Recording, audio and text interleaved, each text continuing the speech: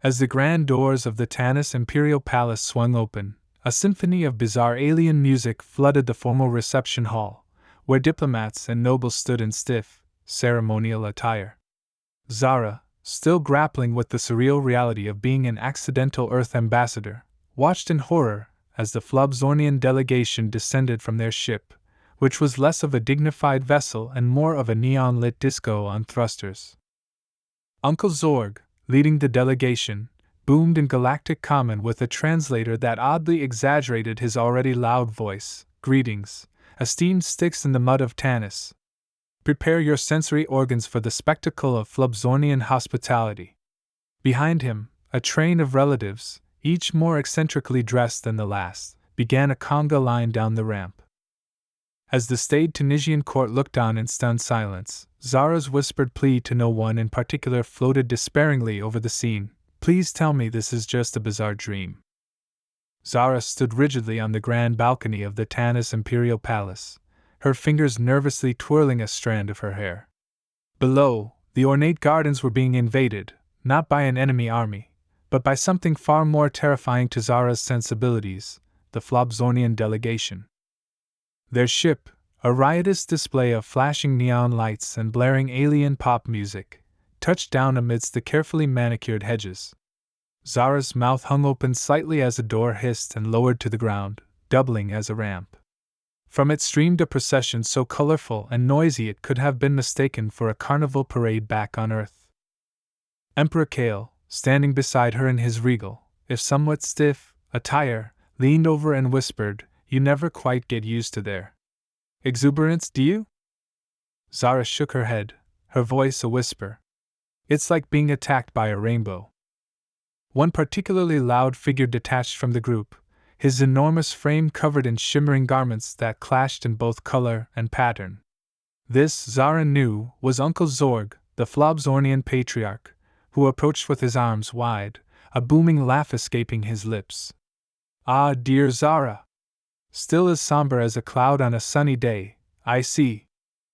Kale stifled a chuckle as Zara mustered a tight-lipped smile. "Uncle Zorg, welcome to Tanis. We are honored by your vibrant presence." Behind her, Zara heard a faint tsk from Zyla, her Zolanian handmaiden, who appeared permanently affixed with a look of disapproval. Zara turned slightly, catching the slight shake of Zyla's head, her expression saying clearly, "This will be a disaster." As the Flubzornians made their way towards the palace, each member of the delegation was introduced with a flourish of music that seemed to accompany them from some unseen source. Zara greeted each with a nod, her attempts at diplomacy hindered by the surreal spectacle before her. Then came the gifts, a traditional gesture that Zara dreaded. Uncle Zorg, with a mischievous glint in his eye, presented her with what appeared to be a living headdress, its tiny lights pulsating in rhythm with Zara's now quickening heartbeat. "For our beloved Earthling. May it light your way through the darkest nights," Zorg declared, placing the headdress on Zara's head before she could politely decline. The weight of it was surprising, and it emitted a soft, warming glow that, admittedly, wasn't entirely unpleasant. Zara touched it gingerly, her face a mix of confusion and forced gratitude. "It's unique. Thank you, Uncle Zorg." As the delegation moved inside for the welcoming banquet, Zara caught Kale's eye. He looked amused, the corners of his eyes crinkling with suppressed laughter. "Survived your first Flubzornian greeting, I see," he teased lightly. "Survived, yes," Zara replied, adjusting her new, luminescent headdress. "But the night is young, and there's still plenty of time for things to go horribly wrong." Kale laughed openly now, the sound ringing clear and genuine. "With the Flubzornians, that's not just possible, it's almost guaranteed." Zara couldn't help but smile, truly smile, as they followed the trail of exuberant aliens into the heart of the palace. If nothing else, she thought, this will certainly be an evening to remember. The next morning brought Zara to one of the lesser-known chambers of the Tanis Imperial Palace, a room rarely used by anyone other than the most peculiar guests, which today included the Flubzornian delegation. As she entered, the dimly lit chamber revealed a large mud bath at its center, surrounded by ornate statues of creatures no human had ever laid eyes on. The air was heavy with a mix of earthy and pungent scents from the incense burners placed around the perimeter. "Ah, Zara! Ready to join the ancestral spirits in the mud?" Uncle Zorg boomed, his voice echoing off the stone walls as he gestured grandly towards the murky water. Zara, dressed in a simple bathing suit covered by a robe, eyed the mud bath warily. "It's certainly an experience I'm looking forward to," she replied, her voice tinged with a nervous laugh. As the Flobzornians disrobed and entered the bath with enthusiastic splashes, Zara hung back, exchanging a glance with Zyla, who looked as if she'd rather be anywhere else. Taking a deep breath, Zara stepped forward, gingerly dipping a toe into the mud. "It's quite invigorating, you'll see," Aunt Zerzia encouraged, her headdress pulsating softly in the dim light. With a resigned sigh, Zara submerged herself into the bath, feeling the cool mud squelch between her toes. She tried to stay composed as small, wriggling grubs began to swim around her, their bodies emitting a faint glow.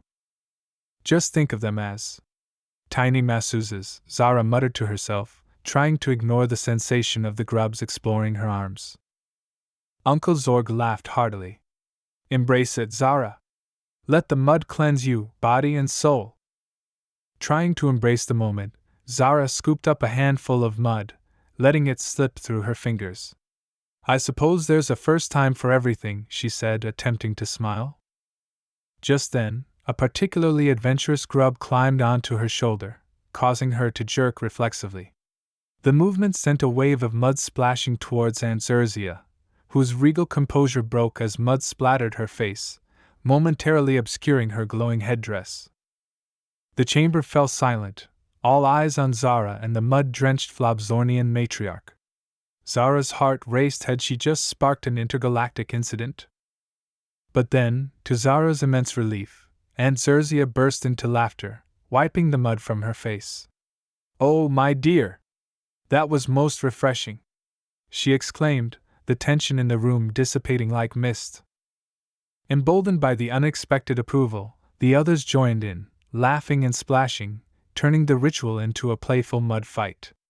Zara found herself laughing genuinely, caught up in the absurdity and joy of the moment. As they emerged from the bath, covered in mud but spirits lifted, Zara felt a camaraderie with the Flobzornians she hadn't expected. Even Zyla managed a begrudging smile, her usual stoic demeanor softened by the communal folly. "Thank you, Zara, for showing us that even humans can let their guard down," Uncle Zorg said, clapping her on the back. As they wrapped themselves in towels, Zara couldn't help but think that perhaps the Flobzornians' unorthodox methods had some merit. Maybe, just maybe, this strange bonding ritual was exactly what was needed to bridge the gap between their worlds. After the surprising success of the mud bath bonding ritual, Zara's spirits lifted slightly, but the looming gift exchange ceremony was yet another cultural minefield awaiting her. The Flobzornians, known for their extravagant and peculiar gift-giving customs, were sure to present something unexpected. Zara, however, had decided to embrace the madness. The grand hall of the Tanis Imperial Palace was decked with ornate decorations and filled with an air of anticipation. Emperor Kale, looking resplendent in his ceremonial robes, stood beside Zara, who clutched a neatly wrapped, simple earth artifact, a vintage compass she hoped would be seen as a thoughtful gift. Uncle Zorg stepped forward, his boisterous voice filling the room. "To our dear Zara, who has embraced our traditions with such grace, we present this." With a flourish, he unveiled their gift, a goat that not only looked bewildered to be there but also wore a harness fitted with small, colorful bells and wind instruments. At Zorg's nod, an aide gently patted the goat, and it pranced, causing a whimsical melody to fill the hall. The room fell silent for a moment before Zara burst into laughter, more out of shock than amusement. "It's musical and innovative," she managed to say, the diplomatic response feeling inadequate for the absurdity of the moment. Emperor Kale, struggling to maintain his composure, added, "Truly it is a gift that resonates." Encouraged by Zara's reaction, and Zerzia presented the next gift, a headdress that pulsed with vibrant colors synchronized to the wearer's heartbeat. For those moments when you wish your thoughts to shine outward, she explained. Zara, her head already buzzing from the bizarre gifts, thanked them with a sincerity born of bewildering gratitude. These are certainly the most unique gifts I have ever received. Thank you, I will treasure them. Finally, it was Zara's turn. She handed the wrapped compass to Uncle Zorg, explaining its use and history on Earth. It guides travelers home, no matter where they are, she said, hoping the metaphor of finding one's way would translate well. Uncle Zorg, examining the compass with genuine curiosity, nodded appreciatively. A guide for the soul as well as the steps. A thoughtful choice, Zara.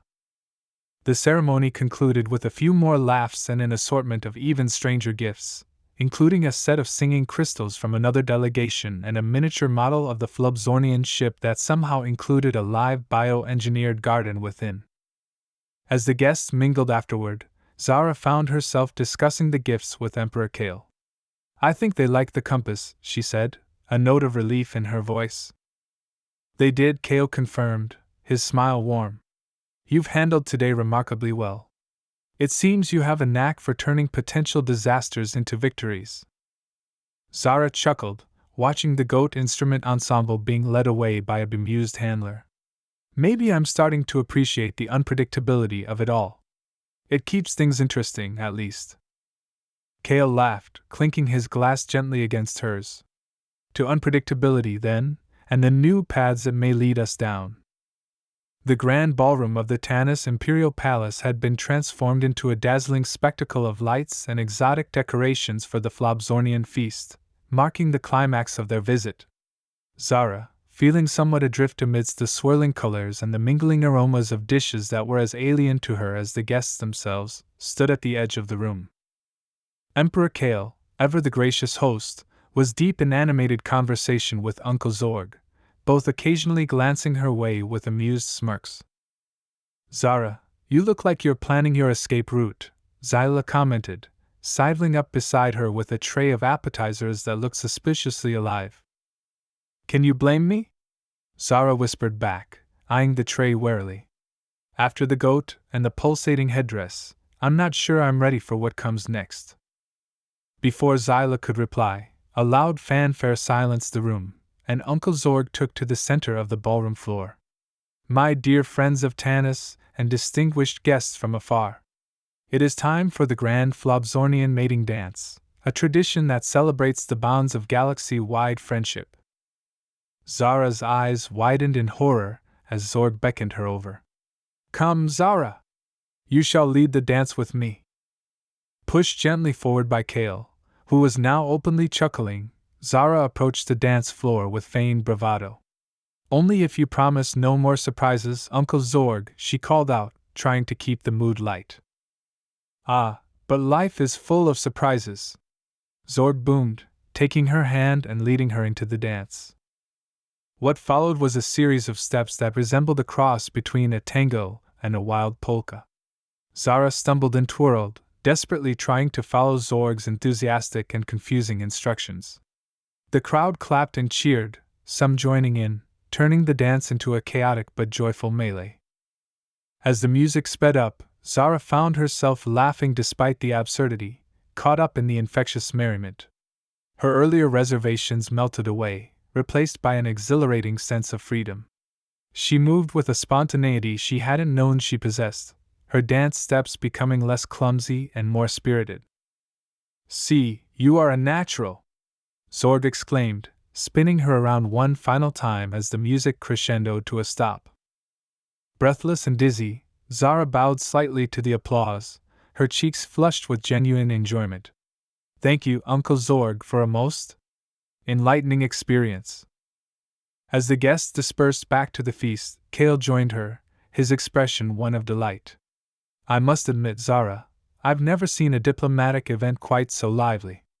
You've turned potential disaster into delightful diplomacy. Zara smiled, accepting a glass of a mildly intoxicating Flobzornian beverage. Maybe there's something to be said for diving into the deep end, or in this case, the dance floor. They clinked glasses, and Zara took a thoughtful sip, her eyes roaming over the joyful faces around her.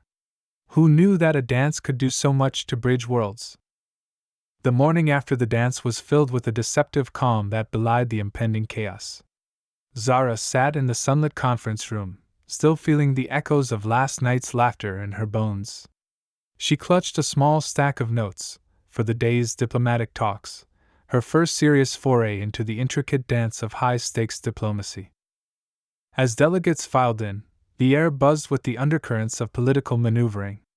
Zara's task was simple on paper: to facilitate a smooth dialogue between the Tanis officials and their Flobzornian counterparts. However, the joviality of the previous evening seemed a distant memory as the room filled with stern faces and stiff postures. Emperor Kale gave Zara an encouraging nod from across the room. She drew in a deep breath, stepping forward to greet the assembly. "Good morning, esteemed guests. Let us continue the spirit of friendship and cooperation we celebrated last night," she began, her voice steady despite the fluttering in her chest. The talks started well, with discussions on trade agreements and cultural exchanges unfolding with polite, if cautious, optimism. But as the negotiations delved into more sensitive topics, the atmosphere tensed. A misunderstanding arose over a proposed resource-sharing initiative, with the Flobzornian delegates interpreting a comment about slithering through negotiations like serpents as a direct insult. Zara, noticing the brewing storm, quickly intervened. "What I think our esteemed colleague meant," she said, her voice a careful blend of warmth and clarity, "is that we must navigate these talks with the wisdom and grace of serpents, who are revered in many cultures for their discernment and renewal." Her explanation earned puzzled looks from the Flobzornians and stifled smiles from the Tanis side. Before she could correct course, Uncle Zorg leaned forward, his booming voice filling the room. "Ah, so it's like our Flobzornian mud dances. Slippery but ultimately cleansing, yes?" Zara seized on Zorg's light-hearted analogy. "Exactly, Uncle Zorg. Just like your mud dances, complex negotiations can get messy, but they bring us closer to understanding each other." A ripple of laughter broke the tension, and the delegates relaxed, their postures softening. The remainder of the session passed without further incident, the earlier missteps smoothed over by Zara's quick thinking and Zorg's jovial interjection. As the delegates dispersed, Emperor Kale approached Zara, his expression one of mild amusement mixed with respect. "Well handled, Zara. You have a knack for turning potential disasters into diplomatic victories." Zara chuckled, her relief palpable. "I'm starting to think quicksand might be my natural habitat," she joked. Kale's laughter joined hers, echoing warmly in the now empty conference room. "Perhaps, but it seems you always manage to pull not only yourself but all of us out of it."